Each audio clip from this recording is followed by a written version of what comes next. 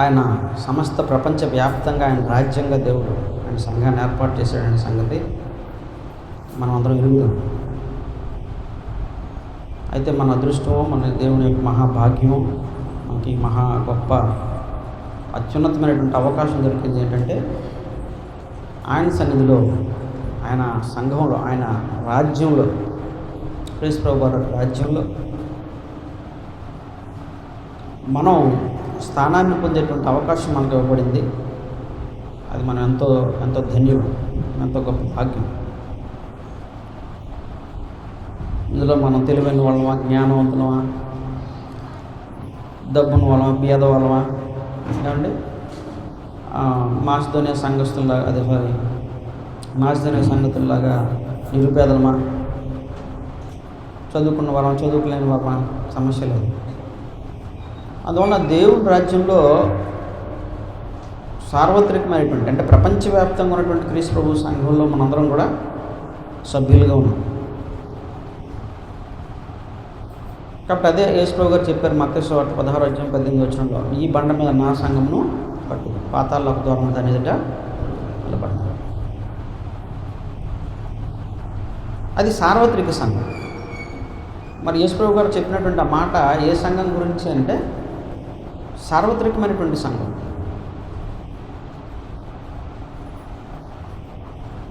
మరి స్థానిక సంఘం గురించి ఏంటి?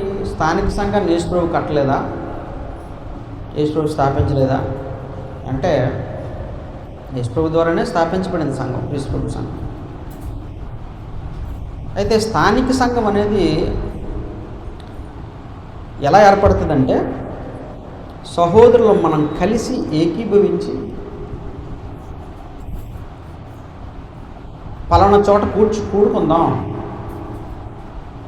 కాబట్టి నేను ప్రభువుని యేసుక్రీస్తునందు మారుమనసు పొంది విశ్వాసం ఉంచి బాప్తిసం పొంది పాపాలను కడిగి వేసుకున్నాను. కాబట్టి నేను ఆరాధించాలి.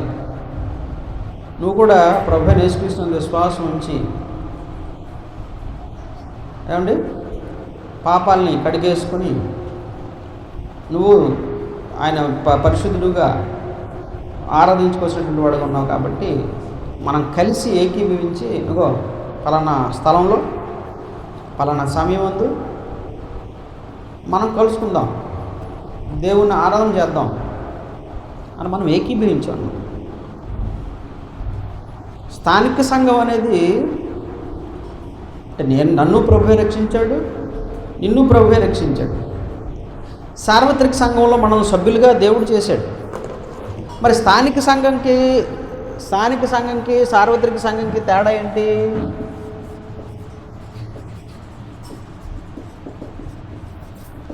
సార్వత్రిక సంఘంలో నేనున్నాను, నువ్వు ఉన్నావు, అందరం ఇందులో ఉన్నాం సభ్యులుగా. మరి స్థానిక సంఘం ఏంటి? స్థానిక సంఘము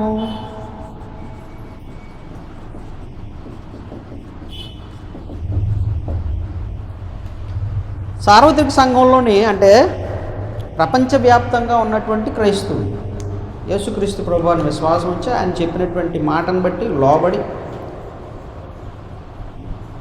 ఏమండి మారు మనసు పొంది బాప్తిసం పొంది పాపాలు కడిగి వేసుకున్నటువంటి వాళ్ళు ఎవరైనా కూడా అమెరికాలో ఉండొచ్చు, ఆస్ట్రేలియాలో ఉండొచ్చు, జపాన్లో ఉండొచ్చు, చైనాలో ఉండొచ్చు, మలేషియాలో ఉండొచ్చు, సింగపూర్లో ఉండొచ్చు, పాకిస్తాన్లో ఉండొచ్చు, ఆఫ్ఘనిస్తాన్లో ఉండొచ్చు.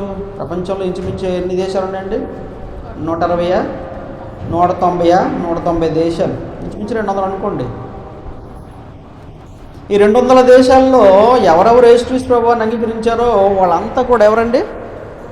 సార్వత్రిక సంఘం. సార్వత్రిక సంఘంలో సభ్యులు. ఇప్పుడు నన్ను కూడా దేవుడు ఆయన సంఘంలో సభ్యుడిగా చేర్చాడు. సార్వత్రిక సంఘంలో చేర్చేది ఎవరు? ప్రభువు. ఎందుకంటే అపోస్తలులు 2:40 కింద వచనాల్లో ప్రభువు రక్షణ పొందుచున్న వారిని అనుదినము వారితో కూడా చేర్చుచుండెను. 48 వచ్చినవా? 48 ప్రభువు రక్షణ పొందుచున్న వారిని అనుదినం వారితో కూడా చేర్చుచుండెను.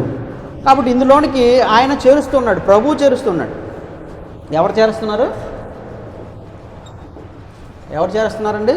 సంఘంలోనికి ఎవరు చేర్చుకుంటారు?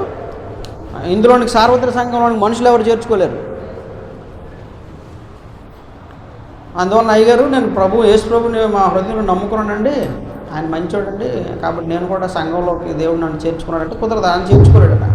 ఆయన చెప్పినట్టుగా మారు మనసు పొంది, ఆయన విశ్వాసం ఉంచి మారు మనసు పొంది బాప్తీసం పొంది పాపాలు కడిగి వేసుకున్న వాళ్ళని ఆయన ఏం చేస్తున్నాడు?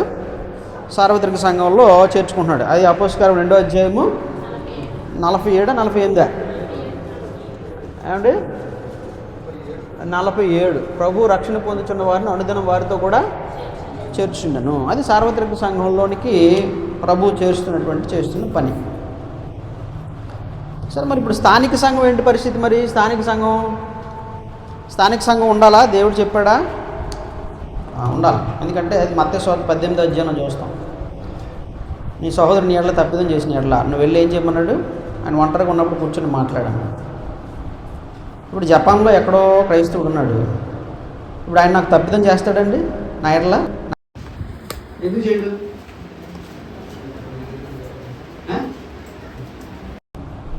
ఎందుకు చేయడండి? నా ఎడల తప్పిదం చేయడు. ఎందుకు చేయడు చెప్పండి? ఆయన ఎవరు నాకు తెలియదు, నేనెవరు ఆయనకు తెలియదు. ప్రభువుకి తెలుసు, నేను తెలుసు, ఆయనకు తెలుసు. కానీ నాకెవరు ఆయన తెలియదు, ఆయన ఎవరు నాకు తెలియదు. ఇప్పుడు నాకు ఆయన ఎట్లా తప్పిదం చేస్తాడు? నా పట్ల ఎట్లా తప్పిదం చేస్తాడు?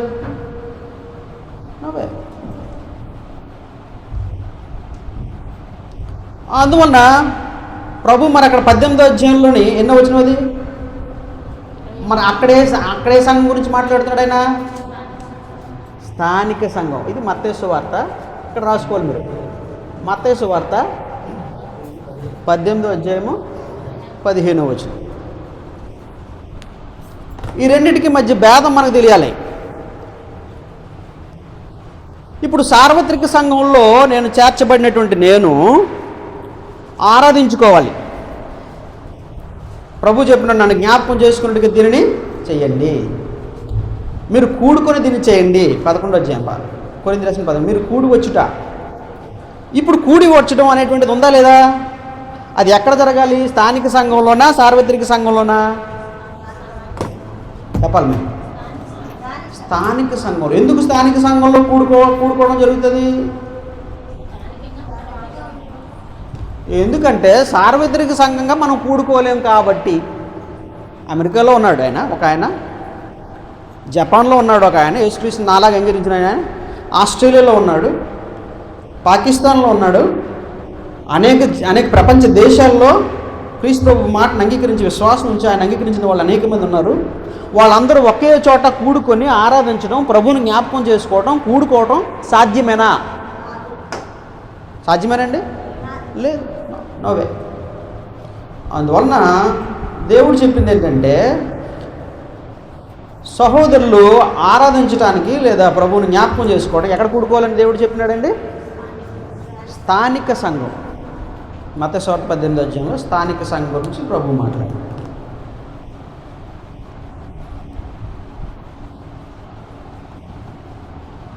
అందువలన స్థానిక సంఘం అనేది చాలా ప్రాముఖ్యమైనదా కాదా అంటే ఎస్, చాలా ప్రాముఖ్యమైనది.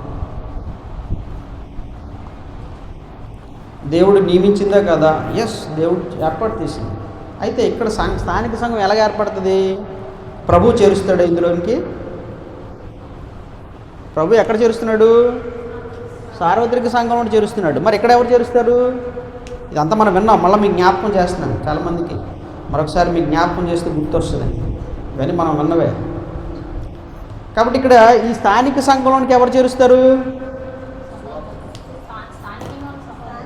స్థానికంగా ఉన్నటువంటి సహోదరులు చేర్చుకుంటారు. సేవకుడు ఉంటారు, సహోదరులు ఉంటారు, అందరూ కలిసి మనం చేర్చుకుంటాం అన్నమాట. ఇప్పుడు ఉదాహరణకి మనకి మా అపోస్తలకార్యములు 29వ అధ్యాయంలోన పౌలు గారు వచ్చారు. పౌలు గారు వచ్చినప్పుడు ఏం చేశారండి? మొదటి శతాబ్ద క్రైస్తవులు, అపోస్తులు, అక్కడ ఉన్నటువంటి యెరూషలేములో ఉన్నటువంటి సంఘం ఆయన చేర్చుకోలేదు, భయపడ్డారు. ఈయన చేర్చుకోకూడదు, ఎందుకంటే ఈయన ఒకవేళ మారకపోయేదో వేషం వేసుకుని వచ్చాడేమో, నాశనం చేయడానికి వచ్చాడేమో, నష్టం కలిగించడానికి వచ్చినాడేమో, కాబట్టి మేము చేర్చుకోవద్దు అని అందరూ డిసైడ్ చేసుకున్నారు.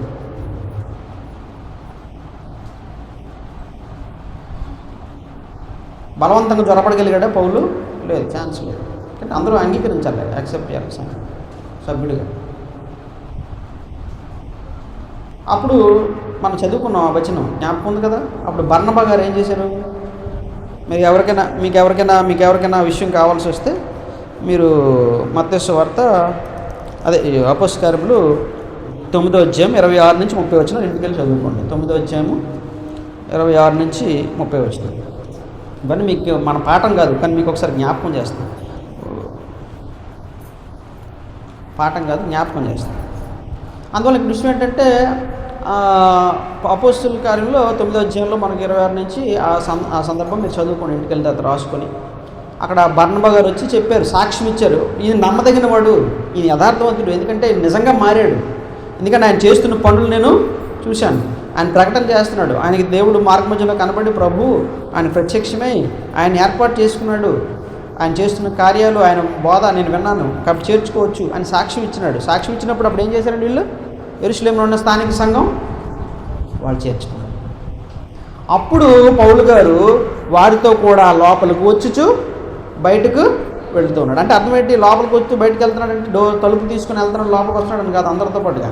అంటే వాళ్ళతో కలిసి ఆయన పని చేస్తున్నాడు, సహవాసం చేస్తున్నాడు, కలిసిపోయినాడు అనమాట. ఇప్పుడు ఆ సంఘం అంతా చేసే పనిలో ఈయన కూడా పాలిభాగస్థుడు అయిపోయినాడు. ఒక అవయవంగా, తోటి అవయవంగా అందరితో కలిసి పనిచేశాడు, అంతతో కలిసి బయటకు వెళ్ళి పనిచేశాడు, సువార్త ప్రకటన చేశాడు, మళ్ళీ కలిసి వచ్చి కలిసి కూడుకొని సహోదరులతో సహవాసాన్ని పంచుకున్నాడు. ఇది అందువల్ల స్థానిక సంఘంలో చేర్చుకునేది ఎవరు అంటే సహోదరులు. కాబట్టి సేవకులు ఉంటారు, పెద్దలు ఉంటారు, అలాగే వాళ్ళు చెక్ చేస్తారు, లేకపోతే సరైనటువంటి వారా కాదని చెక్ చేసుకుంటారు. తర్వాత సహోదరులు కూడా కలిసి మాట్లాడుకుంటారు. అప్పుడు వాళ్ళని చేర్చుకోవడం, ఏకీభవించి చేర్చుకుంటారు. అది స్థానిక సంఘంలో చేర్చేది ఎవరు అంటే సభ్యులు. ఒకవేళ ఎవరైనా చేర్చుకోకపోతే అది పాపం అంటే పాపమే, దేవుడు దాన్ని పాపంగా పరిగణించడు. ఎందుకంటే దేవుడు అక్కడ అపోస్తలులకి యెరూషలేములో ఉన్న సంఘస్థులకి మీరు ఎందుకు చేర్చుకోలేదు పౌలుని అని ఏమైనా గద్దించాడు అక్కడ? ఆయన గద్దించడు. అది వాళ్ళ ఇష్టం, స్థానిక సంఘం ఇష్టం. దేవుడు దానికి స్థానిక సంఘానికి విడిచిపెట్టాడు ఆయన ఆ ప్రత్యేకమైనటువంటి ఆ పని అనేది. రైట్. ఇప్పుడు ఈ స్థానిక సంఘం విషయంలో ఇప్పుడు యేసుక్రీస్తు ప్రభువారు మత్తయి సువార్త 16వ అధ్యాయంలో ఆయన ఏం చెప్పినాడంటే, నేను ఈ బండ మీద నా సంఘమును కట్టుదును, పాతాళలోక ద్వారములు దాని ఎదుట నిలబడ్డాను. కాబట్టి నిలబడిన నేరం అనేది ఎక్కడ? దీని ఎదుట పాతాళలోక ద్వారములు. పాతాళలోకం అంటే మరణం అనమాట, అంటే లేకుండా పోవటం, నశించిపోవటం అన్నమాట పాతాళం. కాబట్టి సార్వత్రిక సంఘం ఎదుట నాశనం ఉండదా? స్థానిక సంఘం ఎదుట నాశనం ఉండదా? సార్వత్రిక సంఘమునకు నాశనం ఉండదు. ఎందుకంటే మత్తయి సువార్త 16వ అధ్యాయం 18 వచ్చిన మనం దేని గురించి అని మాట చెప్పుకున్నాం. మనం సార్వత్రిక సంఘం గురించి ప్రభు మాట్లాడుతున్నాడు. మరి స్థానిక సంఘం నశించిపోతుందా? నశించిపోయే అవకాశం ఉందా? అదేంటండి నాశనమై వెలగైపోద్దండి, ఎలా నశించిపోద్దండి, ఎలా లేకుండా పోద్దండి అని మనం అనుకోవచ్చు. ఇప్పుడు ఉదాహరణకి కొరింథీలో ఉన్నటువంటి సంఘం ఆనాటి క్రీస్తు ప్రభు సంఘం ఇప్పుడుందా? ఇప్పుడు మనం అదే కొరింథీ పట్టణానికి అక్కడికి వెళ్తే అదే సంఘం ఉందా? ఎఫెసీ పట్టణంలో సంఘం ఉంది, అదే సంఘం ఇప్పుడు ఉందా? మనం వెళ్ళి చూస్తే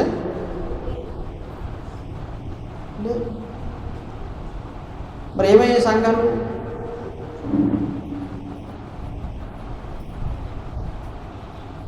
కొన్ని సంఘాలు చాలా ఎక్కువ కాలం కొనసాగినాయి, నమ్మకస్తులైన సహోదరులు ఉన్నంత వరకు. కొన్ని సంఘాలు లేకుండా పోయినాయి. ఇంకొక మాట చెప్పాలంటే ప్రకటన గ్రంథం 3వ అధ్యాయంలో అన్నాడు, నువ్వు మారు మనసు పొందితేనే సరి, లేకపోతే నేనేమన్నాడైనా నీ దీపస్తంభమును నేనేం చేస్తాను? తీసివేసేదను.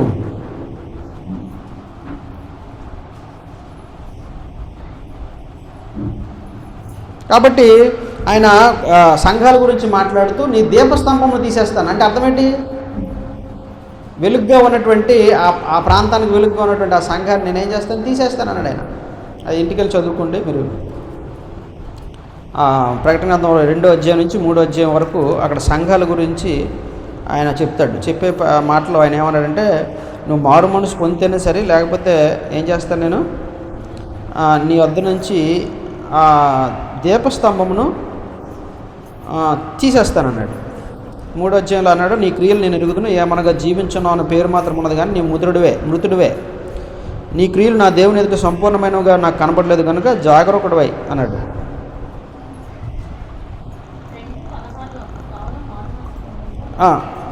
మారు మనసుని కావున మారు మనసు పొందిన ఎడల ఖడ్గము చేత చంపుతానన్నాడు. అక్కడ పై వచనంలో కూడా మనం ఏంటంటే దీపస్తంభం తీసేస్తానన్నాడు. ఓకే,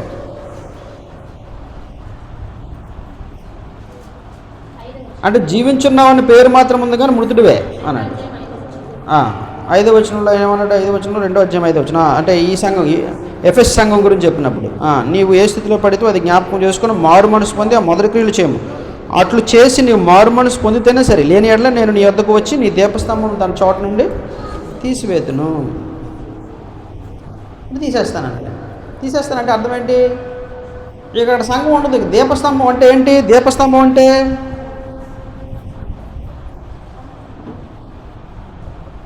ఆ పై వచనంలో మనం చూసినప్పుడు దీపస్తంభములు అంటే అర్థం ఏంటండి? సంఘములు అని అర్థం. ఇక్కడ చూడండి 20వ వచనం, 1వ అధ్యాయం 19వ వచనం చూడండి. కాగా నువ్వు చూచిన వాటిని ఉన్న వాటిని వీటి వెంట కలగబో వాటిని అనగా నీ కుడి చేతిలో నువ్వు చూసిన 7 నక్షత్రం గురించి మర్మమును ఆ 7 సువర్ణ దీపస్తంభముల సంగతి వ్రాయము. ఆ 7 నక్షత్రములు 7 సంఘములు దూతలు, ఆ 7 దీపస్తంభములు 7 సంఘములు. దీపస్తంభం తీసేస్తానంటే దీపస్తంభం అంటే ఏం చెప్పాడు ఆయన? సంఘము. కాబట్టి దీపస్తంభం తీసేస్తానంటే అర్థం ఏంటి? ఎఫెస్లో చెప్తున్నాడు, నువ్వు మొదటి క్రియలు మళ్ళీ జ్ఞాపకం చేసుకో, ముందు ఎలా ఆరంభమైనవో.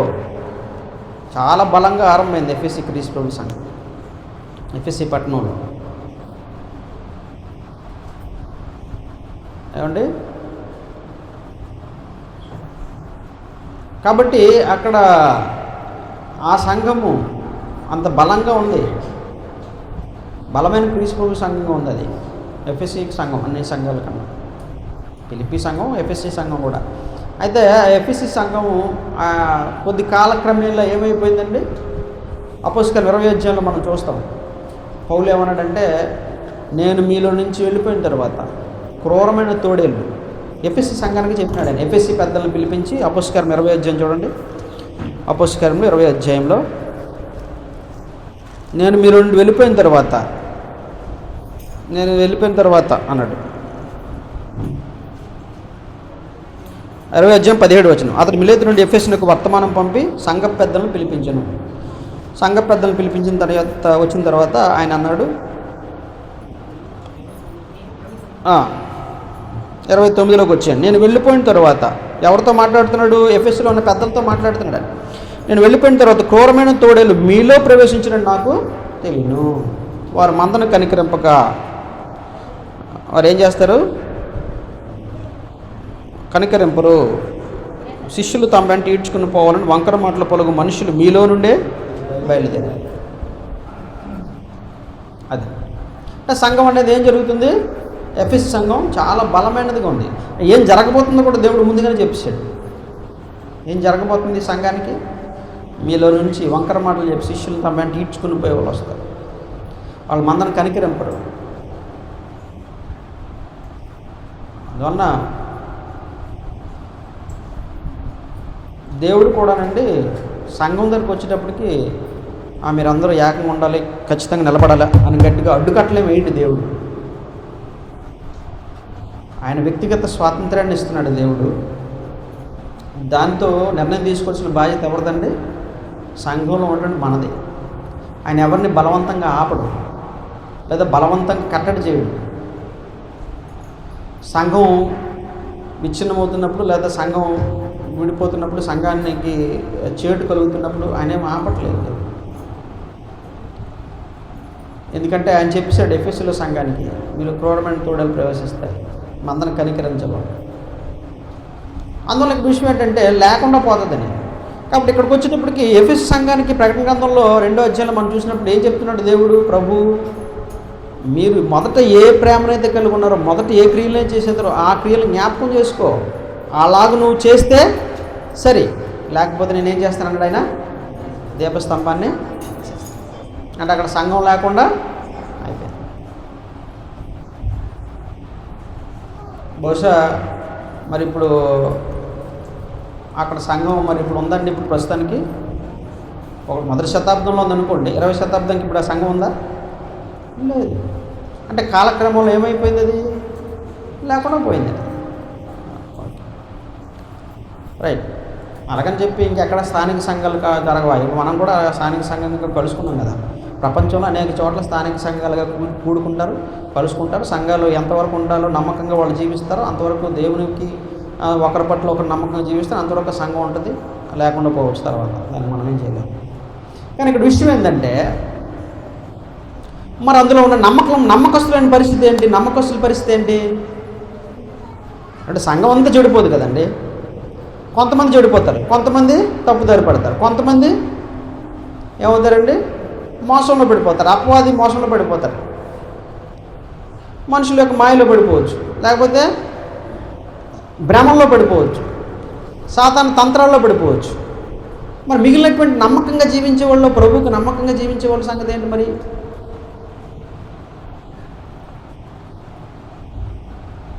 ప్రకటన గ్రంథంలో ఆయన అన్నాడు 3వ అధ్యాయం,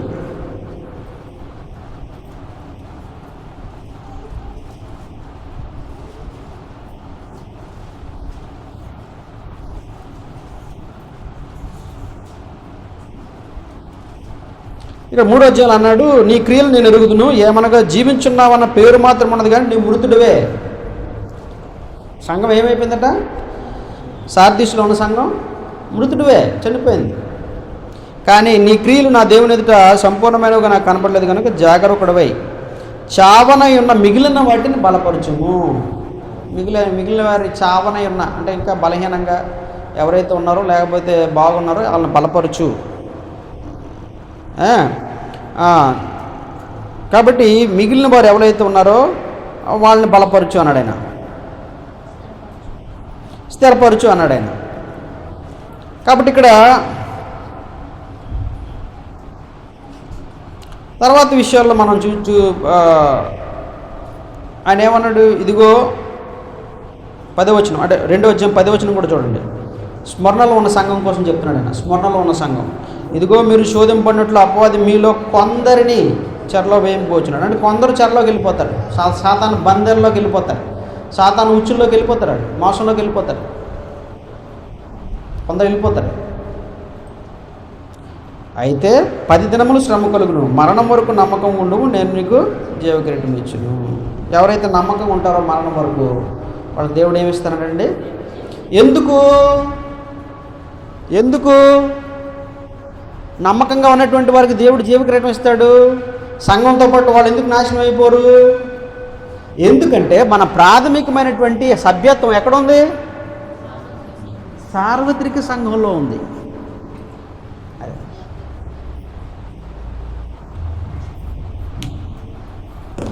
కాబట్టి సార్వత్రిక సంఘంలో నేను ప్రభు చేత రక్షింపబడ్డాను. ఒకవేళ ఇక్కడ స్థానిక సంఘం అంతా కూడా నాశనం అయిపోయింది అనుకోండి, పాడైపోయింది అనుకోండి, చెడిపోయింది అనుకోండి, అపవాది మోసంలో పడిపోయింది అనుకోండి, అప్పుడు ఒకవేళ మీరు ఒక్కళ్ళే నమ్మకం ఉన్నారు, ఒకళ్ళు 2-3 నమ్మకం ఉండొచ్చు, ఏమో 10 మంది నమ్మకం ఉండొచ్చు, లేకపోతే 3 నమ్మకం ఉండొచ్చు, లేకపోతే ఒకళ్ళే నమ్మకం ఉండొచ్చు, వాళ్ళు రక్షింపబడతారు. అది దేవుని యొక్క ఉద్దేశం. కాబట్టి సంఘంలో ఉన్న వాళ్ళందరూ రక్షింపబడతారనేది కాదండి. ఎవరైతే నమ్మకంగా ఉన్నారో మరణం వరకు వాళ్ళు రక్షణ. అయితే ఆ మాత్రం దానికి స్థానిక సంఘం ఎందుకండి అనొచ్చు మీరు. అది ఉండే ఈ మాత్రం దానికి కొద్ది రోజులు ఉండి నాశనం విధానం స్థానిక సంఘం ఎందుకంటే అవసరం లేదా? మరి అవసరం లేకపోతే దేవుడు మత్తయి సువార్త 18వ అధ్యాయంలో ఎందుకు స్థానిక సంఘం గురించి మాట్లాడతాడు? స్థానిక సంఘం అవసరం ఎందుకంటే ఒక వ్యక్తి క్రీస్తు ప్రభు రూపంలోకి సారూప్యంలోనికి ఎదగాలి అంటే స్థానిక సంఘం అవసరం. ప్రతి కీలు వలన కలిగిన బలము చేత అతకబడి శరీరంలో అభివృద్ధి కలగచేసుకొనుచున్నది అన్నాడు ఎఫెసీ పత్రిక 4వ అధ్యాయంలో. అంటే శరీరం అభివృద్ధి చెందాలి అంటే ఏం జరగాలి?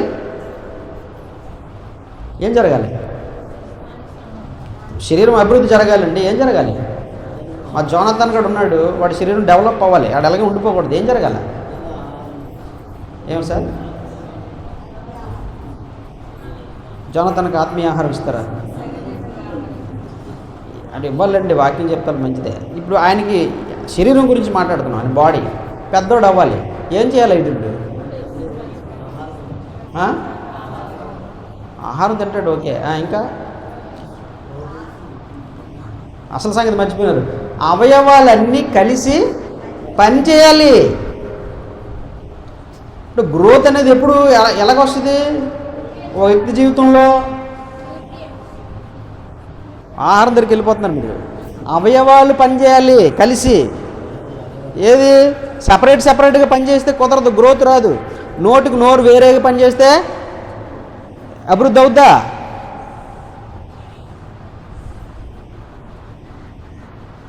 కాబట్టి చెయ్యి తీసుకొచ్చి అన్నం పెట్టినప్పుడు నేను తిన్నాను, నాకు నచ్చినప్పుడు తింటాను అన్నది అనుకోండి, నాది వేరే, నువ్వు వేరే, నాకు నీకు సంబంధం లేదు, వేరే. తర్వాత ఇప్పుడు నాకు ఇష్టం వేరే, నేను తింటాను, నువ్వు పక్కెళ్ళి అన్నది అనుకోండి, అప్పుడు ఎదుగుదల ఉంటుందండి. మీరు అన్నట్టు ఆహారమే పెట్టాలి. ఎదుగుదల ఉంటుంది. ఇప్పుడు ఆహారం చెయ్యి అందించాలా, కళ్ళు చూడాలా, ఏమండి నోట్లోకి వెళ్ళాలా, పళ్ళు నమలాలా, నాలిక ఏం చేయాలా, రుచి చూడాలా, రుచా, ఓకే. దానితో ఏం చేయాలా, ఆ లాలాజలంతో కలాలా, అప్పుడు ఆహారం లోపలికి వెళ్ళాలా, పొట్టేమో దాన్ని అరిగించాలా, ప్రేగులేమో ఏం చేయాలా, దాన్ని జీర్ణక్రియ వ్యవస్థలో పనిచేయాలా, మళ్ళీ దాన్ని అందులోంచి ఏం చేయాలి, అవన్నీ కూడా సెపరేట్ చేసి రక్తంలోకి కొంత పంపించాలా, పనికిరాని చెత్త అంతా మళ్ళా కిందకి పంపించాలా. ఎన్ని అవయవాలు పనిచేస్తున్నాయి? ఇన్ని అవయవాలు పనిచేస్తే ఏం జరుగుతుంది అక్కడ? ఎదుగుదల, గ్రోత్, అభివృద్ధి, బలం. ప్రతి అవయవానికి బలం, ప్రతి అవయవంకి ఎదుగుదల. అందువల్ల ఒక అవయవంకి ఎదుగుదల ఇంకొక అవయవం మీద ఆధారపడి ఉంది. ఇంకొక అవయవంకి అభివృద్ధి వేరొక అవయవం మీద ఆధారపడి ఉంది. అది నీకు అర్థమైనా అర్థం కాకపోయినా, నువ్వు గమనించలేకపోయినా, ఏదో ఒక్క అవయవం మీద ఆధారపడి లేదు నీ అభివృద్ధి. ఒక్క అవయవము అన్ని అవయవాలతో అనుసంధానం చేయబడి ఉంది. ఒక అవయవం ఎదగాలంటే వీటన్నిటి అవయవాల తాలూకా సహాయం కావాలి. కాబట్టి ఇది అభివృద్ధి.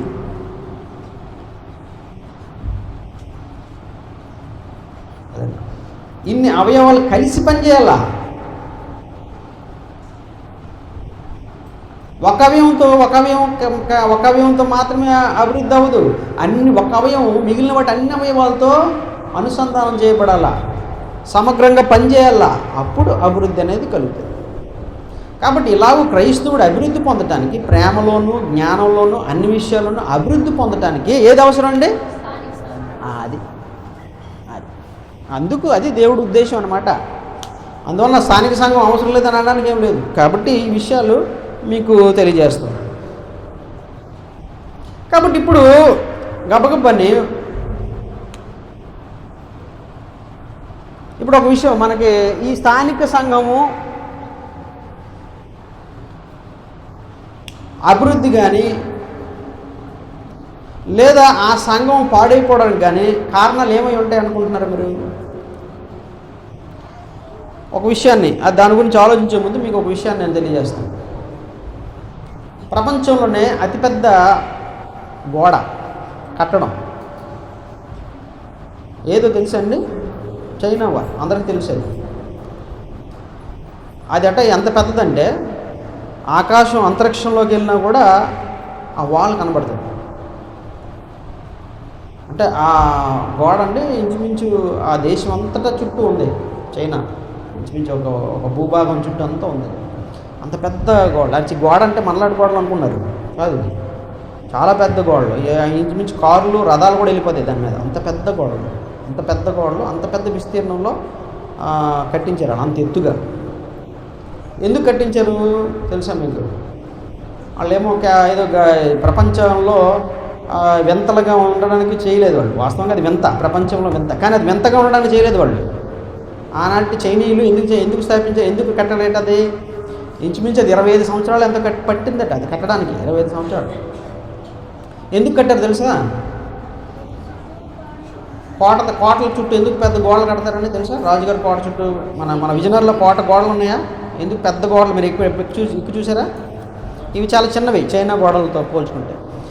కానీ చైనా గోడలు చాలా విస్తారం, చాలా పెద్దవి. ఎందుకు అంత పెద్ద గోడలు కడతారు తెలుసా మీకు? శత్రువుల నుంచి రక్షణ. శత్రువుల నుంచి వాళ్ళు జ్వరపడకుండా, వాళ్ళని నాశనం చేయకుండా అవి రక్షణగా ఉండడానికి గోడలు కడతారు. పాత నిబంధనలు కూడా చాలాసార్లు దాన్ని ప్రస్తావన ఉంది. నీవే నా దుర్గము అంటాడు, నీవే నా కోట అంటాడు. శత్రువుల నుంచి అది రక్షణ కల్పిస్తుంది కోట గోడలు. ఒకవేళ శత్రువులు వచ్చినా కూడా ఈజీగా లోపలికి రాలేరు. ఒకళ్ళు వచ్చేయడానికి ప్రయత్నం చేసినా కూడా పైనుంచి ఏం చేస్తారు వాళ్ళు? సైనికులు ఈజీగా అడ్డుకుంటారనమాట, నాశనం అవ్వకుండా. కానీ ఈ కోట గోడలు కట్టే 3 నెలల్లోనే అనేక సార్లు శత్రువులు వచ్చి దాడి చేశారట. దేనిలోకి? చైనా దేశం చరిత్ర నేను ఒకసారి చదివితే గూగుల్లో తెలుస్తుంది. కోట గోడలు కట్టిన 3 నెలల్లోనే చాలాసార్లు శత్రువులు కట్టినప్పుడే 3 నెలల్లోనే యుద్ధాలు శత్రువులు వచ్చి జ్వరపడి నాశనం చేశారట. ఎందువలన ఎవరైనా చెప్పగలరా? కోట గోడలు బలంగా లేనందుని అనుకుంటున్నారా? దేనివలన?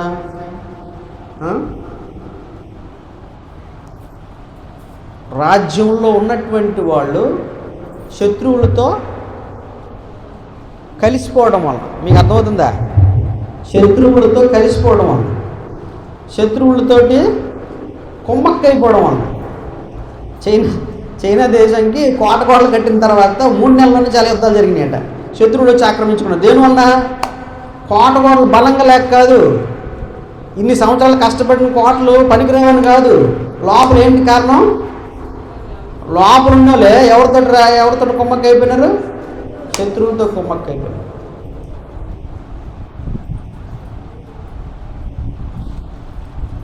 టైటానిక్ షిప్ తెలుసా మీకు? టైటానిక్ షిప్ చాలా పెద్దది, చాలా గొప్పది.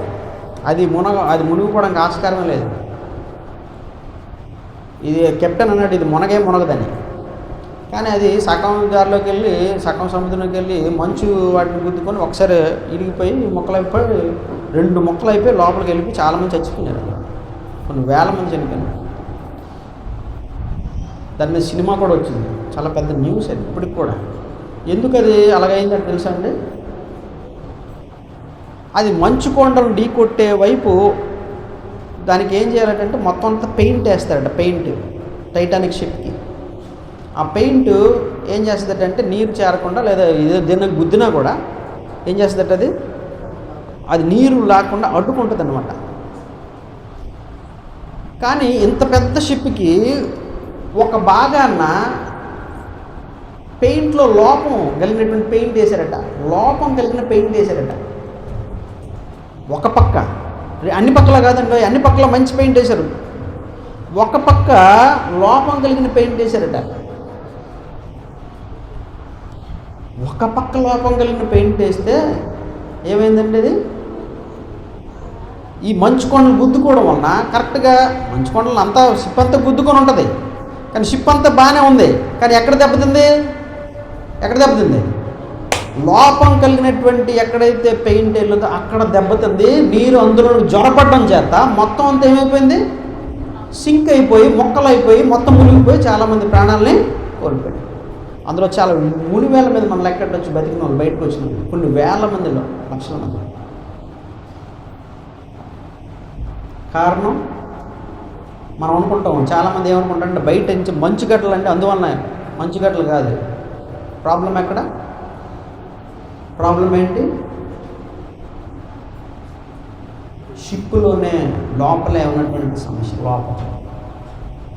అందువలన సంఘం విచ్ఛిన్నం అయిపోవటానికి, సంఘం పాడైపోవటానికి కారణం మనలో నుంచే రావచ్చు. అందుకే పౌలు, దేవుడు లేఖనాలు చెప్పిన ఏమన్నాడంటే పౌలు, మీలో నుండే బయలుదేరేది. దేవుడి వాక్యం ఉత్తది కాదండి, దేవుడి జ్ఞానం ఇది. అందువల్ల ఒక సంఘం నిలబడాలి అంటే, సంఘం బలంగా పనిచేయాలంటే, సంఘంలో ఉన్న వాళ్ళందరూ అభివృద్ధి అవ్వాలంటే, క్షేమాభివృద్ధి కలగాలంటే సమస్య సంఘంలో లేకుండా చూసుకోవాలి, లోపం లేకుండా చూసుకోవాలి. అది నువ్వనే కాదు, నేననే కాదు, ఎవరిని ఉద్దేశించింది కాదు, కానీ మనకు మనం పరిశీలన చేసుకున్నాం. కాబట్టి ప్రియ సహోదరులారా, సంఘంలో అందుకే ఏం జరగాలండి, ఒకరినొకడు కీర్తనలతోనూ పద్యములతోనూ హెచ్చరించుకుని. కొలస్సీయుల రాసిన పత్రిక 3:15. ఎఫెసీ రాసిన పత్రిక 5:16. కీర్తనలతో ఎప్పుడు ఏం జరగాల, దేవుని వాక్యం మీలో సమృద్ధిగా నివసించాలి. ఒకరినొకడు కీర్తనలతోనూ పద్యములతోనూ సంగీతములతోనూ ఒకరినొకడు హెచ్చరించుకోవాలి.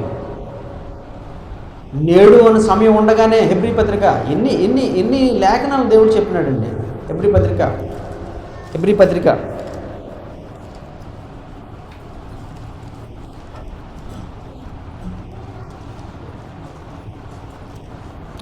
10వ అధ్యాయంలో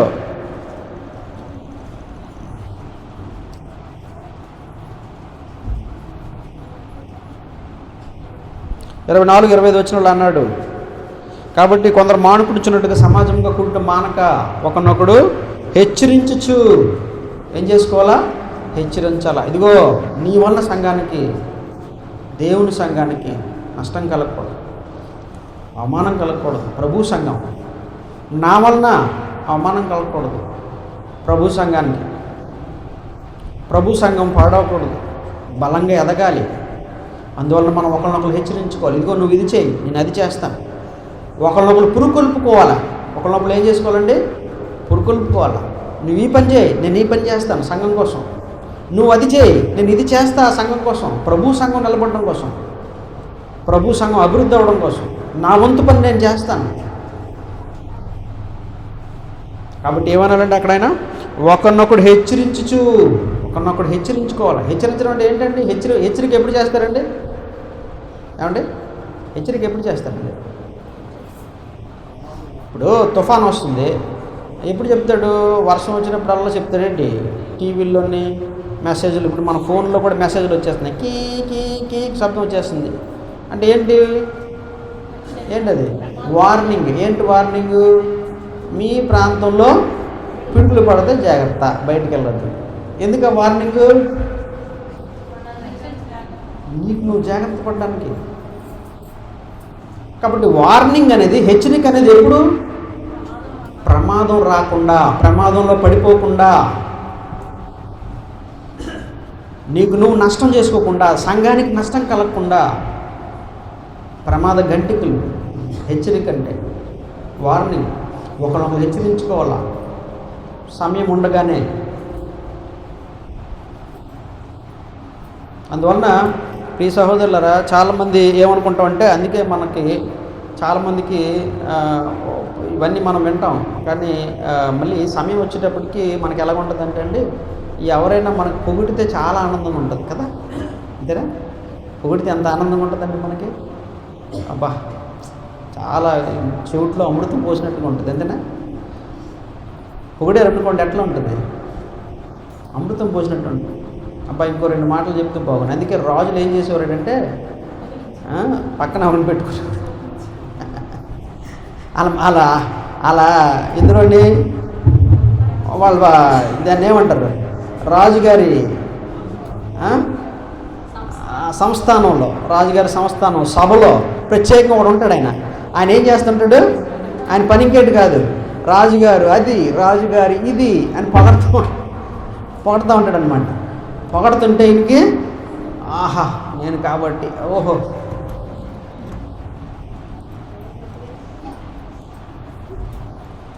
పొగడుతుంటే అంత బాగుంటుందండి. పొగడ్తలు ఇష్టం లేని ఎవరు ఉంటారు చెప్పండి? మన అందరికీ ఇష్టమే పొగడ్తలండి. పొగడ్తలు ఇష్టమే, మంచిదే. పొగడ్తలు అంటే ఇష్టపడిన వాళ్ళు ఎవరు ఉంటారు? అందరూ కోరుకుంటారు, నన్ను పొగిడితే బాగుండు, నన్ను మెచ్చుకుంటే బాగుండు అని కోరుకుంటారు కదా. కాబట్టి స్కూల్లోని స్కూల్లో ఫెయిల్ అయిపోయినాడు కూడా ఏమనుకుంటాడు, ఆడు చూడరా అందరు పొగుడుతాడు, నన్ను కూడా ఎవరిని పొగిడితే బాగుంది అనుకుంటాడు. కానీ ఎవరిని పొగుడుతాడు ఏంటి? కానీ పొగుడుతూ ఉంటే చాలా సంతోషంగా ఆనందంగా ఉంటుంది.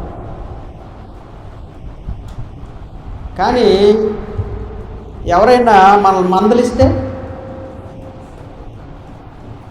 ఇప్పుడు పొగడ్తలు వాస్తవంగా పొగడ్తలు అనేవి వాస్తవంగా యథార్థంగా చేస్తే మంచిదేనండి, తప్పేం కాదు.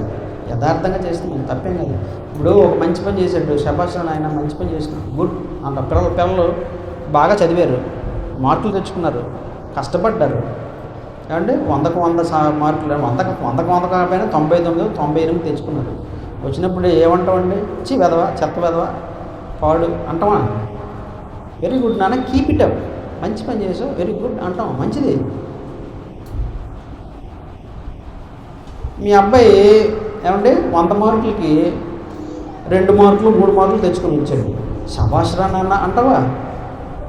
సూపర్ రా నాన్న, నీ అంత కొడుకు, నేను చాలా గర్వపడతాను అంటావా? ఏం చేస్తామండి? ఏం చేస్తాం? తిట్టమా, దెబ్బలాడమా, మందలించమా?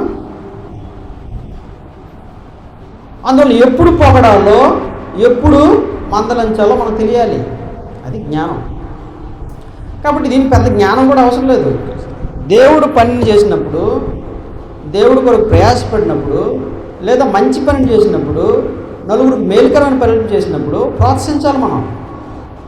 ఇప్పుడు పిల్లలు ఉంటారు మన సండే స్కూల్లో గట్టరని, వాళ్ళు చదువుతూ ఉంటారు, మంచి బాగా రాస్తారు, వాళ్ళకి ప్రైజులు ఇస్తున్నారు, వెరీ గుడ్, మంచిది. అది ప్రోత్సాహం అనమాట.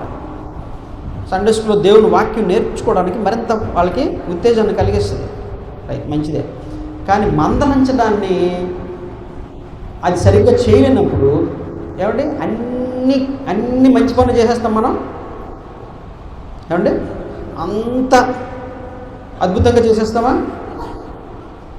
మీ పిల్లాడే మార్కులు తెచ్చుకున్నాడు, అయితే వాడు ఏమి తప్పుడు పనులు చేయడా, ఏదైనా సమస్యలో చిక్కుకోడా? అప్పుడు ఏం చేయాలి మనం? అన్నిసార్లు కూడా అదే భజన చేయాలా? నువ్వు తోపురా నాయన, నువ్వు గొప్పడురా నాయన, నువ్వు అంత మంచోడు లీడర్ నాయన, దొంగతనం చేసి వచ్చాడు, నువ్వు సూపర్ రా నాయన, నువ్వు అద్భుతం నాయన అన్నాలా? ఏం చేయాలి అప్పుడు? అందువలన మనం సహోదరుల్లో హెచ్చరికలు చేయాల, మందలించాలి. ఇది నేను చెప్తున్న మాట కాదు, దేవుడి వాక్యంలో సామెతల గ్రంథం 27వ అధ్యాయము 27వ అధ్యాయము 5వ వచనం చదవండి ఒకసారి.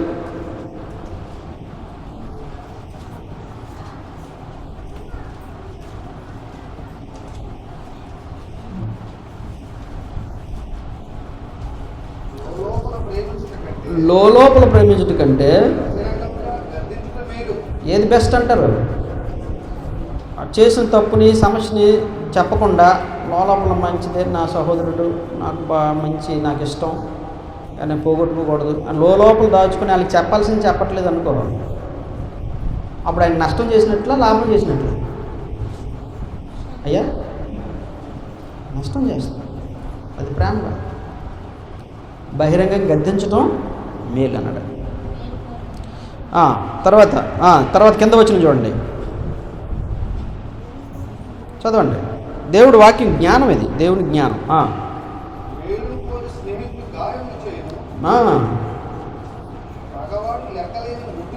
అబ్బా, కాబట్టి ముద్దులు పెట్టి నువ్వు సూపరు, నువ్వు అది ఇది అన్నావు అనుకోండి, ఆయనకి ఏ సమస్య అర్థం కాదు, అంత బాగానే ఉంది కదా అనుకుంటాడు, నేను ఎట్లా చేయలేము అనుకుంటాడు. అందువల్ల నువ్వేం చేయాలా? మేలు కోరి స్నేహితుడు గాయములు చేయను అంటే అర్థం ఏంటంటే పడేలు పడిన కొడతాడని కాదు. ఎఫెసీ పత్రికలో అన్నాడు, ప్రేమ కలిగి సత్యము చెప్పు. అంటే యథార్థంగా ఏం సమస్య ఉందో ఆ సమస్య అర్థమయ్యేటట్లుగా చెప్పవలసిన బాధ్యత సహోదరులుగా మనకుంది. అది నచ్చకపోవచ్చు, అది బాధ కలిగించవచ్చు. గాయాలంటే ఏమంటే గాయం కలిగినప్పుడు ఏమన్నా సంతోషం కలుగుతుందా? ఏమంటే ఉత్తేజం కలుగుతుందా? నవ్వు వస్తుందా? ఆనందం వస్తుందా? గాయాలు కలవచ్చు, కానీ మనం ఏం చేయాలంటే అది అవసరం. కాబట్టి ఇక్కడ కీర్తన గ్రంథంలో మనం దావీదు గుర్తించినట్లుగా గద్దింపు యొక్క 141 అధ్యాయం 5వ వచనం చదవండి ఒకసారి. 141 అధ్యాయం 5వ వచనం. గబగబా తీసేయండి, మనకి సమయం గబగబా మనం చూసుకుని పోదాం. కీర్తనలు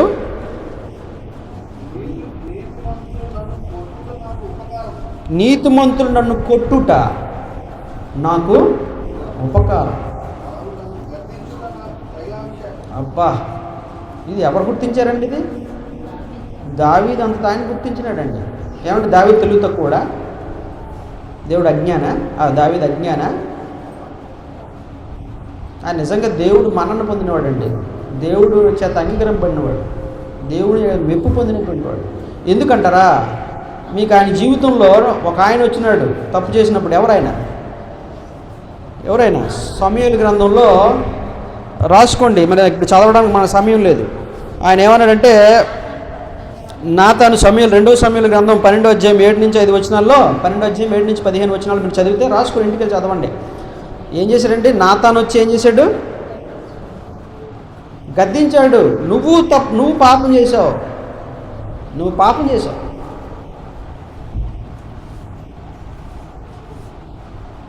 చేసావు, దేవుని ఎదుట అతిక్రమించావు, తప్పు చేసావు నువ్వు అన్నాడు.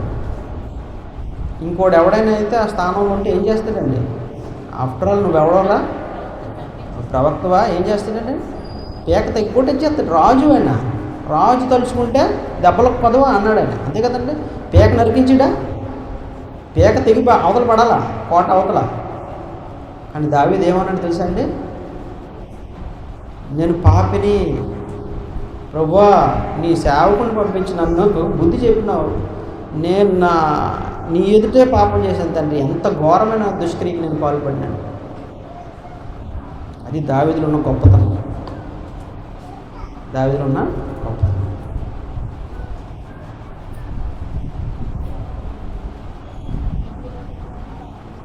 అయ్యగారు మనం ఎవరైనా లేటుగా వచ్చినారనుకోండి, అయ్యగారు ఒక మాట అన్నారనుకోండి, ఎందుకు లేటుగా వచ్చినావా, టైంకి రావాలి కదా అన్నారు అనుకో, ఏమండి ఎట్లుంటుంది దాని పరిస్థితి? నెక్స్ట్ టైం నుంచి ఆయన ఎట్లా చూస్తారు?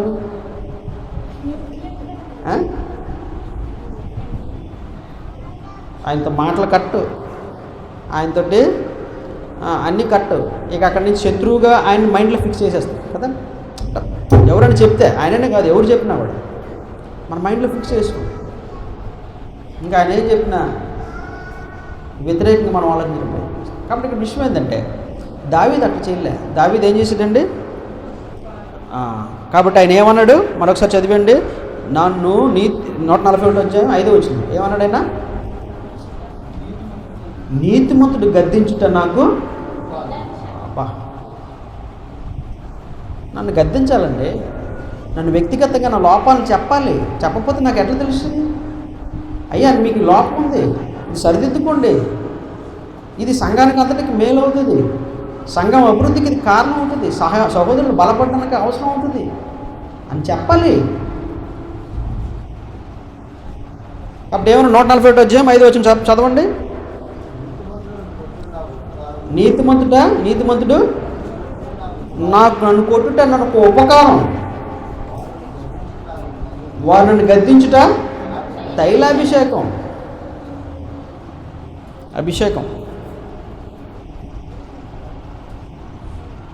కాబట్టి దావీదు గుర్తించింది మనం గుర్తించాలండి. సామెత 28వ అధ్యాయం 23వ వచనం గబగబా తీసేయండి, చదివేద్దాం. 28వ అధ్యాయం 23వ వచనం.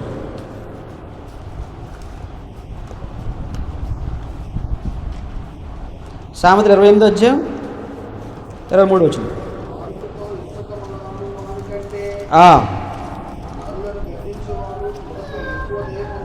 అదండి, ఇచ్చకొమ్మలాడువాడు కంటే, ఎవరండి? నాలుగుతో ఇచ్చములాడువాడు కంటే నరులను గద్దించేవాడు తొదకు ఎక్కువ దయ పొందును. గద్దించేవాడు ఎక్కువ దయ పొందుతాడు. ఎందుకంటే పిల్లలు ఉన్నారండి, చిన్నపిల్లలు చక్కగా చెప్పారు మీకు ఆయన పిల్లల గురించి. ఎందుకంటే ఆయన పిల్లలంటే ఆరాధనలో అల్లరి చేస్తే తీసుకెళ్ళిపోయి శుభ్ర చెదరకొట్టి చూడాడు అంటే అలవాటు చేశాడు.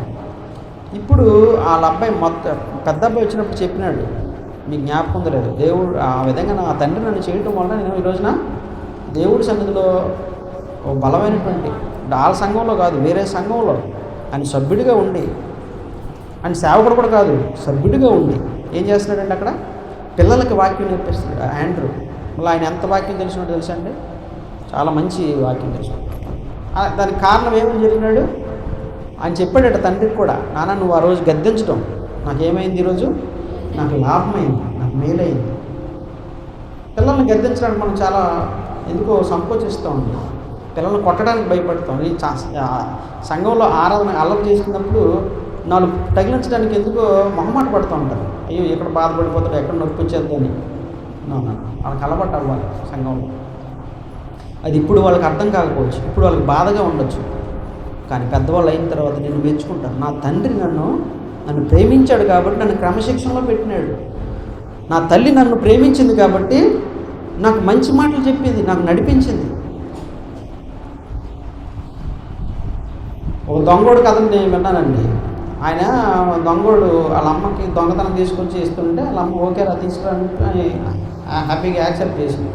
ఒక రోజున ఆయన చెరసల్లో పడిపోతే దొంగ జైలు వేసేస్తే అప్పుడేమో ఆయన అన్నాడట, ఏంటి బాయ్ నీ చివరి కోరిక అన్నాడట. మా అమ్మను ఒకసారి పిలిపించండి సార్, మా అమ్మతో మాట్లాడాలి.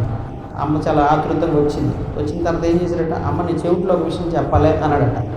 ఏదో చెవుల్లో చెప్పినా రహస్యం ఏదో, ఎక్కడ డబ్బులు రాసినావో అన్నదట. అనగానే చెవులు గట్టికి కొరికేసాడట, రక్తం వచ్చినట్టు. అరే ఏంద్రా ఎట్లా చేసావు? అమ్మ బాధతోటి అబ్బో దిబ్బో అంటే అప్పుడు అన్నారు, నేను చిన్నప్పుడే గాన నువ్వు నాకు చేసిన తప్పురా అని చెప్పుంటే నేనేం చేసి ఉండేవాడిని, ఈరోజు నేను ఈ విధంగా నా జీవితం ఇలా ముగిసేది కాదు. అందువలన ప్రియ సహోదరులారా, మీ పిల్లల్ని క్రమశిక్షణలో పెట్టడానికి, పిల్లలకు హెచ్చరించడానికి, పిల్లల్ని ప్రభు శిక్షలో పెంచడానికి మీరు వెనకాడకూడదు. కాబట్టి ఇక్కడ విషయం ఏంటంటే, నరులు గద్దించేవాడు తొదకు ఎక్కువ దయపోతుంది. నువ్వు గద్దించినప్పుడు కొద్ది రోజుల తర్వాత వాళ్ళకి అది అర్థమైనప్పుడు వాళ్ళకి అర్థమవుతుంది. కొద్ది రోజులకి ఇది నాకు మేలు కోరి చెప్పినారు, ఇది నా మంచి కోసం చెప్పారు, అప్పుడు నేను మెచ్చుకుంటా, చాలా సంతోషిస్తారు నిన్ను బట్టి.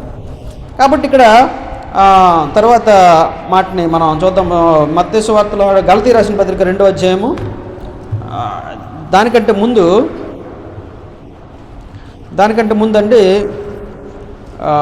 సామెతల గ్రంథం 26వ అధ్యాయం, సామెతలో ఉన్న సంగతులను ఒకసారి చూసేద్దాం. 26వ అధ్యాయం, ఇవన్నీ మీరు నోట్ చేసుకోండి, కంఠస్థ పెట్టుకోండి, చాలా అవసరం తల్లిదండ్రులు. 26వ అధ్యాయం 23 నుంచి 26 వచనాలు.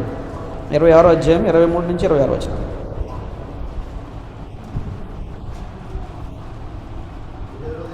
చెడు హృదయమును ప్రేమగల మాట్లాడు పెదవులను కలిగి ఉన్నట మంటి పెంకు మీద వెండిపోతతో సమానం. మంటి పెంకు మీద వెండిపోత ఉంటుంది, అది ఉండదు. అంటే ఏది ప్రేమతో మాట్లాడడం అంటే అనేది. పగవాడు పెదవులతో మాయలు చేసి అంతరంగంలో కపటము దాచుకును. ఇంకా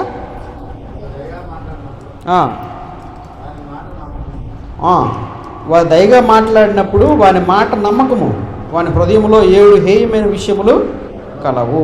వాడు తన ద్వేషమును కపటం చేత దాచుకును, సమాజంలో వాని చెడుతనం బయలుపరచబడును. కాబట్టి ఈ విధంగా అవి శాశ్వతంగా ఉండవు. ఏదో అప్పటికప్పుడు ఏదో టెంపరీగా పని చేస్తాయి. పొగడ్తలు అనేవి టెంపరీగా పనిచేస్తాయి, అవి నీకు హాని కలిగిస్తాయి. అప్పటికేదో ఉత్తేజాన్ని కలిగిస్తాయి, ఏదో ఆనందాన్ని కలిగిస్తాయి, కానీ నీకు హాని కలిగిస్తాయి, కానీ నిజంగా శ్రేయస్కరం కాదు. కాబట్టి ఇక్కడ మళ్ళా మనం సామెతల గ్రంథంలోనే చూద్దాం. 10వ అధ్యాయం 18 వచనం ఒకసారి చూసేద్దాం. 10వ అధ్యాయం 18 వచనం. సమయం లేదు కాబట్టి దాన్ని మరి ఎక్కువ ఎక్స్ప్లెయిన్ చేయట్లేదు. 10వ అధ్యాయం 18 వచనం. అంతరంగమున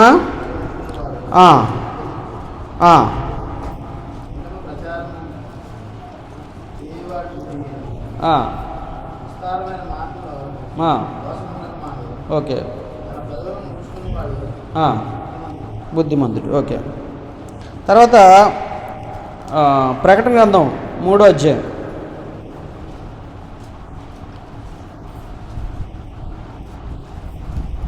19 వచనం.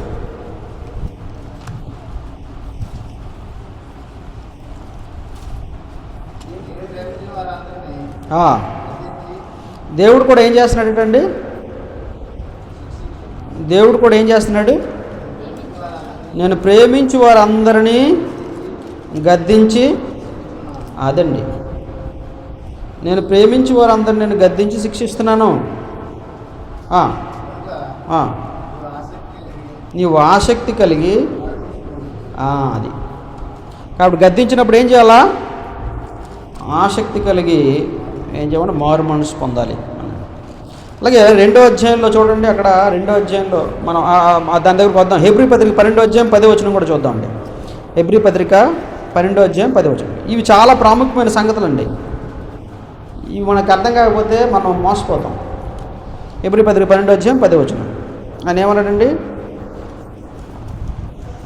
మరి శరీర సంబంధమైన తండ్రులు 9 నుంచి చదవండి. మన శిక్షకులై ఉంటారు, వారి యందు భయభక్తులు కలిగి ఉంటే అట్లయితే ఆత్మలకు తండ్రి అయిన వారికి మరి ఎక్కువగా లోబడే బ్రతకలను కదా.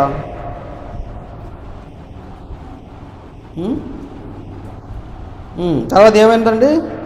వారు కొన్ని దినముల వరకు తమకు ఇష్టం వచ్చినట్టు మనం శిక్షించరు, కానీ మనము తన పరిశుద్ధతలో పాలు పొందవాలని మన మేలు కొరకే ఆయన శిక్షించుచున్నాడు. ఎవరు శిక్షిస్తున్నాడు? దేవుడు. ఇప్పుడు దేవుడు ఏం చేస్తాడంటే, ఇందాక మనం చెప్పాను కదా, నేరుగా కలగజేసుకోడు, నిన్ను బలవంతం పెట్టడు, నిన్ను అడ్డుకోడు. సహోదరుల ద్వారా, లేకపోతే శరీర సంబంధమైన కొన్ని పరిస్థితులు, జబ్బులు, అనారోగ్యాలు, వీటన్నిటి వల్ల నిన్ను హెచ్చరించడానికి దేవుడు ప్రయత్నం చేస్తాడు, శిక్షిస్తాడు అనమాట. తండ్రి దేవుడు శిక్షిస్తాడు, పని చేస్తున్నాడు అన్నది మన జీవితాల్లో పని చేస్తున్నాడు. సహోదరుల ద్వారా మాట్లాడతాడు, వాక్యం ద్వారా మాట్లాడతాడు, నీకు తెలియజేస్తాడు, ఆయన చేస్తున్నాడు మన జీవితాల్లో.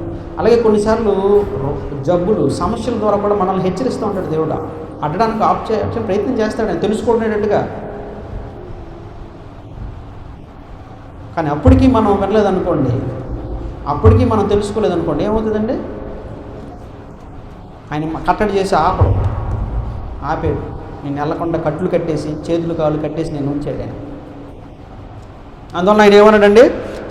మరి మేలు కొరకే ఆయన శిక్షించున్నాడు, మరియు ప్రస్తుత ముందు సమస్త శిక్ష దుఃఖకరముగా కనబడునే కానీ సంతోషకరముగా కనబడదు. శిక్షించినప్పుడు ఎట్లా ఉంటుందండి? దుఃఖం, బాధ, చాలా శ్రమ, చాలా వేదన, ఇబ్బందికరంగా ఉంటుంది. కానీ అది ఆయనను దాని మీద అభ్యాసం కలిగిన వారికి అది నీతియను సమాధానకరమైన ఫలమిచ్చును. అది కాబట్టి ఈ విధంగా మనం దేవుడు కూడా ప్రేమించేవాడిని శిక్షిస్తున్నాడు, అది మనం గుర్తుపెట్టుకోవాలి. శిక్షించడం అనేది ద్వేషించడం కాదండి, అది చూసుకోండి. అంటే ద్వేషంతో చేస్తే మాత్రం తప్పే, అది దేవుడు అంగీకరించడు. దేవుడు మన హృదయాలు ఎరుగుడు, అది మనం వస్తాం తర్వాత వచ్చిన చదువుతాం. దేవుడు మన హృదయాలు ఎరుగుడు, వాళ్ళ ద్వేషంతో చేస్తే దానికి దేవుడు శిక్షిస్తాడు. కానీ హెచ్చరిక అనేది లేదా గద్దింపు అనేది దేవుడు ఎలా చేస్తున్నాడో ప్రేమతో అట్లాగే చేయాలి. అది సహోదరుడు తగిన సంఘంలో. అది ప్రేమ కలిగి సత్యం చెప్తానని, అందుకే యథార్థమైన హృదయంతో, దేవుని యెడల భక్తితో, దేవుని యెడల ప్రేమతో మీరు దాన్ని చేయాలి. అది ఒకవేళ ద్వేషం పెట్టుకుని, హృదయంలో ద్వేషం పెట్టుకుని చేశారనుకోండి, అది మళ్ళీ మీకు అవతలకి కాదు, మీకు శిక్షగా పరిణమిస్తుంది, మనకు శిక్షగా పరిణమిస్తుంది. కాబట్టి ఇక్కడ విషయాల్ని మనం గమనించినప్పుడు తర్వాత ఇప్పుడు గళితీ రాసిన పత్రిక 2వ అధ్యాయం 14వ వచనం చూద్దాం. గళితీ రాసిన పత్రిక 2వ అధ్యాయం 14వ వచనం.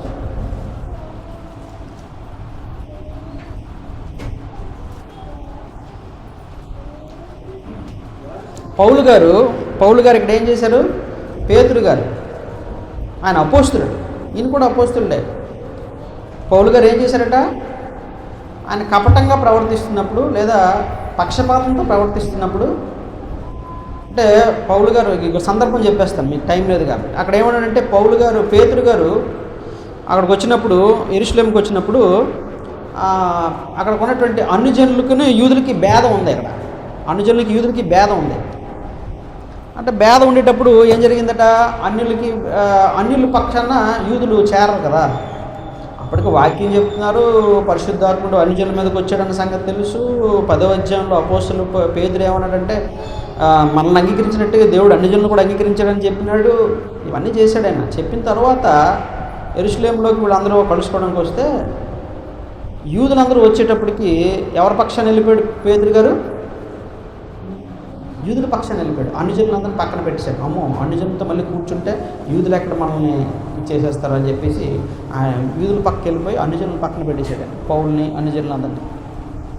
అప్పుడు పౌలు ఏం చేశాడు తెలుసా అండి? ఓకే, ఆయనకి ఎందుకు చెప్పడం, అపోస్తలుడు కదా, దేవుడు వాక్యం తెలియజేయండి అనలేదు. ఆయన ఏం చేశాడండి? ఆయన చదవండి అక్కడ 14వ వచనంలో, వారు సువార్త సత్యము చొప్పున, 14వ వచనం 2:14, వారు సువార్త సత్యము చొప్పున క్రమముగా నడుచుకొనకపోవుట నేను చూచినప్పుడు. క్రమముగా నడుచుకుంటా, జాగ్రత్తగా గమనించాలి. సత్యము చొప్పున, సువార్త సత్యము చొప్పున క్రమంగా. ఏంటి సువార్త అంటే ఏంటి? యేసు ప్రభువు చనిపోయినట్టు సమాజపడి తిరిగి లేపబడడం అనేది సువార్త అనుకుంటున్నాం. కాదు. దేవుడు వాక్యానికి తగినట్లుగా పక్షపాతం లేకుండా యథార్థంగా జీవించటం, అది క్రమంగా నడుచుకోవడం. కాబట్టి ఇక్కడ ఏమన్నాడంటే, సువార్త సత్యం చొప్పున క్రమముగా నడుచుకోకపోవట నేను చూచినప్పుడు అందరి ఎదుట క్యాఫ్ అవుతానని చెప్పినది ఏమనగా, నీవు యూదుడు అయ్యిండి యూదుడి వలె కాక అన్యజనుల వలె ప్రవర్తించున్నాడుగా అన్యజనులు యూదుల వలె ప్రవర్తించాలని ఎందుకు బలవంతం చేయుచున్నావు? ఆయనకి విషయాన్ని చెప్పాడు. నువ్వు పక్షపాతంతో వ్యవహరిస్తున్నావు, ఇది దేవుడికి విరుద్ధమైనది అని చెప్పాడు ఆయన. ఎవరు? పౌలు గారు. ఎవరితోటి? పేతురు గారితో. ఆయన అపోస్తలుడు, ఈయన అపోస్తలుడు. ఇంకా చెప్పుకోవాలంటే పేతురు గారు ముందు ఉన్నటువంటి వాడు ఆయన. చూసారండి? కాబట్టి ప్రియ సహోదరులారా, మనం ఏం చేయాలా? క్రమమైనటువంటి విషయాల్లో మనం నడుచుకోకపోవడాన్ని బట్టి మనం జాగ్రత్తగా దీన్ని ఏం చేయాలా?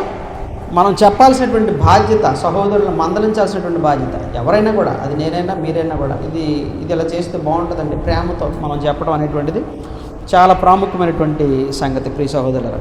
అలాగే ఇంకొక మాట, మన కొరింథీ రాసిన పత్రికలో, తిమోతి రాసిన పత్రిక 5వ అధ్యాయంలో, తిమోతి రాసిన మొదటి పత్రిక 5వ అధ్యాయం 20వ వచనం. తిమోతి రాసిన మొదటి పత్రిక గబగబా తీస్తే 5వ అధ్యాయం 25వ వచనం.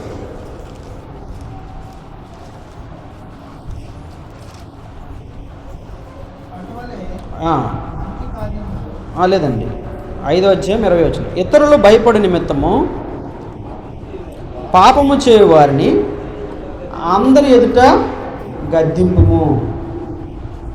ఇతరులు భయపడి నిమిత్తము పాపము చేయువారిని అందరి ఎదుట గద్దింపుము. అయితే ఇంకోటి అన్నాడు 27వ వచనం, విరోధ బుద్ధితోనైనా పక్షపాతమైనా ఏమీ చేయక అన్నాడు.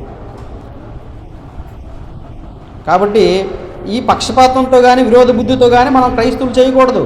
కానీ తప్పు జరిగినప్పుడు మాత్రం ఏం చేయాలండి? ఇతరులు భయపడి నిమిత్తం పాపము చేయవారిని బహిరంగముగా అందరి ఎదుట అంటే అందరి ఎదుట గద్దించాలి. ఇప్పుడు స్కూల్లో పిల్లలందరూ అల్లరి చేస్తారు, అలా గోళ చేస్తున్నారు అనుకోండి. అప్పుడు మాస్టర్ ఏం చేస్తాడు? అందరిని పడాలని కొట్టడు. ఏం చేస్తాడండి? ఎవడైతే అల్లరి చేస్తున్నాడో ఎక్కువ వాడిని తీసుకొచ్చి వాడిని కొడతారు. అప్పుడు కొట్టగానే ఏమవుద్దండి? అందరూ కామ్ అయిపోతారు. కొడుతున్నారు మాస్టర్, అమ్మో ఇలా చేయకూడదా, గొడవ చేయకూడదు అందరు ఎదుట. కాబట్టి ఇక్కడ ఏమన్నాడు? భయపడి నిమిత్తం, ఇతరులు భయపడి నిమిత్తము పాపం చేయవారిని అందరి ఎదుట గద్దింపు. కాబట్టి ఈ విధంగా మనము దేవుని యొక్క సన్నిధిలో మనం గద్దింపులు అనేటువంటిది చాలా అవసరమైనది. మందలింపు అనేది మనకు చాలా అవసరమైనది అనేటువంటి సంగతి మనం గుర్తించాలి ప్రియ సహోదరులారా. తర్వాత మనం గమనించినప్పుడు ఇక్కడ ఇంకొక మాట, లేవికాండం 19వ అధ్యాయం 17వ వచనం ఒకసారి చదివేద్దాం. లేవికాండము 19వ అధ్యాయం 17వ వచనం. ఇవి కొంచెం ఇంపార్టెంట్ విషయాలు, మనం చాలా జాగ్రత్త తెలుసుకోవాల్సిన విషయాలు. కాబట్టి కొంచెం లేట్ అయినా కూడా కొంచెం ఓపిక పట్టండి. 19వ అధ్యాయం 17వ వచనం. 19వ అధ్యాయం 17వ వచనం.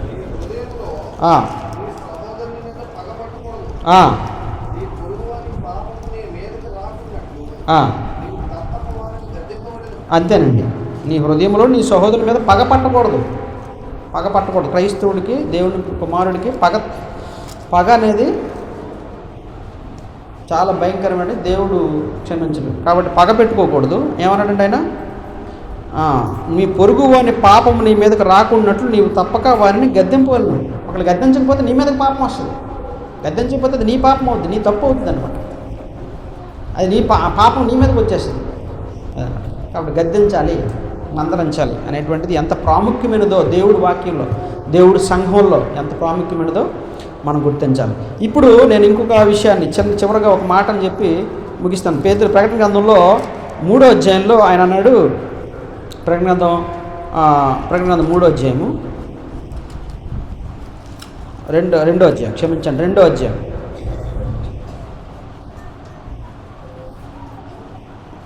19వ వచనంలో అన్నాడు, సార్దిస్ అంటే త్యుతైరలో ఉన్నటువంటి సంఘానికి చెప్తూ ఆయన అన్నాడు, త్యుతైరలో సంఘానికి, నీ క్రియలను, నీ ప్రేమను, నీ విశ్వాసమును, నీ పరిచర్యను, నీ సహనమును నేను ఎరుగుదును. నాకు అన్నీ తెలుసు, నువ్వు ఎంత ప్రేమించావో, ఎంత చేసావో, ఎంత గొప్ప పనులు చేసావో.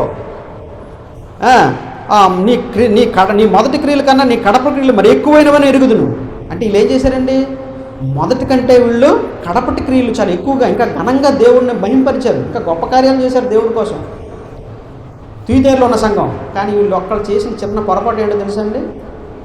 ఏం పొరపాటు? ప్రేమ, విశ్వాసం అన్నీ ఉన్నాయి, కానీ ఒక్కటి లోపించింది. ఏంటి లోపించింది? కింద వచనంలో చదవండి. అయినను 20వ వచనంలో, నీ మీద తప్పు ఒకటి నేను మోపవలసి ఉన్నది. ఇంత బాగా చేసావు, కానీ తప్పు ఉంది నీలో. దాన్ని నేను చూసి చూడకుండా ఉండలేను. ఖచ్చితంగా అది చెప్తున్నాను. పాపం నువ్వు తప్పు ఒకటి మోపాలి. ఏంటట? ఏమనగా తన ప్రవక్తనని చెప్పుకొని జెజబెలు స్త్రీలను నీ వంటనిచ్చుచున్నావు, జారత్వము చేయుటకు విగ్రహములు బలిచ్చిన వాటిని తినుటకు కూడి అది నా దాసులను బోధించు వారిని మోసపరుచున్నది. అది కాబట్టి ఇక్కడ ఏమన్నాడండి? ప్రవక్తనని చెప్పుకుని యెజబెలు నుండి స్త్రీలను నీ వంటనిచ్చుచున్నావు అంటే అర్థం ఏంటి? అంటే దేవుడికి వ్యతిరేకంగా చేసేటువంటి వాళ్ళు, పాపాలు చేసేటువంటి వాళ్ళు, ఎవరైతే అక్రమంగా నడుచుకుంటున్నారో, లేకపోతే దేవునికి విరుద్ధమైనటువంటి జరిగిస్తున్నారో, వారి విషయంలో సంఘం ఏం చేయాలండి? గద్దించాలి, బుద్ధి చెప్పాలి, వాళ్ళని ప్రేమతో ఏం చేయాలా? వాళ్ళు మారు మనసు పొందడానికి ప్రోత్సహించాలి, పురుకొల్పాలి. ఒకవేళ అప్పటికీ మారు మనసు పొందకపోతే దేవుడు కూడా చేస్తాడు. ఆయన దేవుడు చేయాల్సింది చేస్తాడు. ఏం చేస్తాడండి? ఆయన సంఘం ద్వారా, సహోదరుల ద్వారా, వాక్యం ద్వారా, పరిస్థితుల ద్వారా ఆయన అవగాహన కల్పించడానికి ప్రయత్నం చేస్తాడు. కొన్నిసార్లు సమస్యలు, క్లిష్టమైన పరిస్థితులు, జబ్బులు, రోగాలు కూడా వస్తాయి మనకి. అలాంటి పరిస్థితుల్లో కూడా నువ్వు సత్యాన్ని తెలుసుకుని మారు మనసు పొందినావా, రక్షణ పడిపోతాం. లేదంటే ఏం జరుగుతుందండి? ఆయన అన్నాడు కింద వచనంలో, ఆయన ఏమన్నాడు? మారు మనసు పొందుటకు నేను దానికి సమయం ఇచ్చిదని, కానీ అది తన జారత్వం విడిచిపెట్టి మారు మనసు పొందడం. ఇదిగో దేవుడు దాన్ని మంచం పట్టించి ఏం చేస్తాడన్నాడు? దేవుడు మారు మనసు పొందడం వల్ల ఏమన్నాడు? మంచము పట్టించి దానితో కూడా వ్యభిచరించి వారు దాని క్రియల విషయమే మారు మనసు పొందితేనే కానీ వారిని బహుశ్రమల పాలు చేతును, దాని పిల్లలను నిశ్చయముగా చంపెదను. అందువలన అంతరింద్రియములను, ఇప్పుడు నేను ఇందాక చెప్పాను కదా, దేవుడు సమస్తం చూస్తున్నాడు. అందువలన అంతరింద్రియములను, హృదయములను పరీక్షించువాడు నేనే అని సంఘములన్నీ తెలుసుకున్నాను. అంతరింద్రియములను, హృదయములను పరీక్షించువాడు నేనే అని అందరూ తెలుసుకోవడానికి నేను శిక్షిస్తున్నాను. అందువల్ల మనం ఎంత గొప్ప సంఘంగా ఉన్నా కూడా, ఎంత మంచి సంఘంగా ఉన్నా కూడా, ఎంత విశ్వాసంలో ఉన్నా కూడా మనకు మనం జాగ్రత్త పడాలా. ఇతరులు, సహోదరులు, ఒకటి చెప్తున్నానండి, ఇప్పుడు నేను అన్ని విషయాల్లో పరిపూర్ణంగా ఉండడం, మీరు అన్ని విషయాల్లో పరిపూర్ణమైన వాళ్ళు అంటలే. ఎక్కడో ఒక చేత మనం ఏమవుతుంది, మనకి లోపాలు ఉంటాయి. కాబట్టి సహోదరులు వ్యక్తిగతంగా కానీ, సహోదరులుగా కానీ, సంఘంలో కానీ ఒకళ్ళొకరు ఏం చేసుకోవాలా? హెచ్చరించుకొని మారు మనసు పొందినట్టుగా ప్రోత్సహించుకోవాలి, పురుకొల్పాలి. అలాగూ సంఘము క్షేమాభివృద్ధి చెందుతుంది. ఏమండి?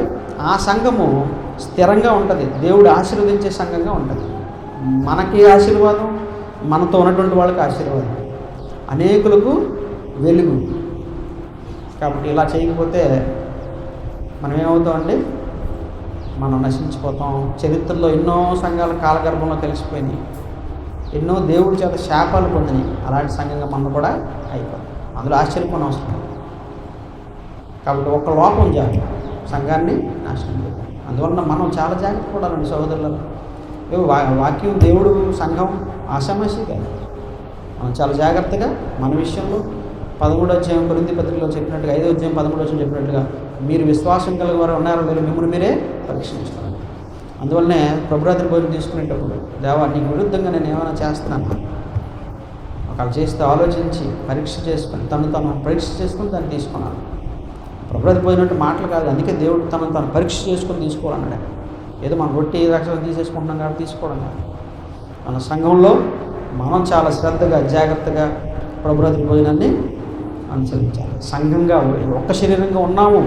10వ అధ్యాయంలో కొరింథీ 10వ అధ్యాయంలో మీరు అందరూ ఒకే రొట్టెలో పాలు పొందుతా ఒకే శరీరంలో పాలు పొందుతున్నారు. కాబట్టి ఈ విషయంలో మనం స్థానిక సంఘంగా ప్రభు శరీరంగా మనం ఈ విషయాల్లో ఆలోచన కలిగి అవగాహన కలిగి పరీక్ష చేసుకొని మనం క్షేమం పొందుతూ ఇతరులకు కూడా క్షేమం కలిగించే విధంగా ఉన్నామో లేదో పరీక్ష చేసుకొని సంఘంలో పాల్గొవాలి, ప్రభురాత్రి భోజనంలో పాల్గొవాలి. లేకపోతే మనం ఒకరినొకరు హెచ్చరించుకోవాలి, ఒకరినొకడు కీర్తనలతో హెచ్చరించుకోవాలి, ఒకరినొకడు బుద్ధి చెప్పుకోవాలి. కాబట్టి ఈ విషయాన్ని మాత్రం మర్చిపోకండి, దీన్ని తక్కువగా తీసుకోకండి. చాలామంది ఏమనుకుంటారంటే అయ్యో మన సహోదరులు బాధపడతారేమోనండి, ఎక్కడ వెళ్ళి నో చెప్పాల్సింది దేవుడు చాలా స్పష్టంగా చెప్పాలి. ఏమండి? కాబట్టి మనం చర్యలు తీసుకోవాలి, మనం కలిసి కూర్చొని మనం దానికి పరిష్కారాన్ని ఎత్తుక్కోవాలి. అంతేగాని దేవుడి శాపానికి మనం గురవ్వాలి. దేవుడు తన మాటల్ని మన వినుకులు దీవించగాక. ఎవరైనా ఇంకా దేవుడిని ఎంత గొప్ప ప్రేమించే దేవుడిని, ఎంత గొప్ప ప్రేమమైన యేసుక్రీస్తుని మీరు ఇంకా అంగీకరించకపోతే ఈ దినమే మీరు మారు మనసు పొంది మీ పాపాలను ఒప్పుకొని మీరు పాపక్షమాపణ కూడా బాప్తిసం పొందండి. క్రైస్తవులుగా ఒకవేళ బాప్తిసం పొందినామండి అని అనుకుని ఉంటే ఒకవేళ మీరు దేవునికి విరుద్ధంగా ఏమైనా చేస్తున్నారేమో మీరు పరిశీలన చేసుకొని మీరు మారు మనసు పొంది ఆయన ఎదుట ఒప్పుకోనండి. దేవుడు క్షమిస్తాడు. దేవుడు తన వాక్యాన్ని మన అందరి వీటిలో దీవించాడు. కొంచెం అసలు నేను అరగంటలో ముగించేద్దాం అనుకున్నాను, కానీ మనకి ఇది కొంచెం అత్యవసరమైనటువంటి స్థితి సంగతులు. కాబట్టి ఈ సంగతులు మీకు అందరికీ మనందరికీ అవసరం అని చెప్పి కొంచెం ఓపిక ఉన్నందుకు మీకు అందరికీ ధన్యవాదాలు.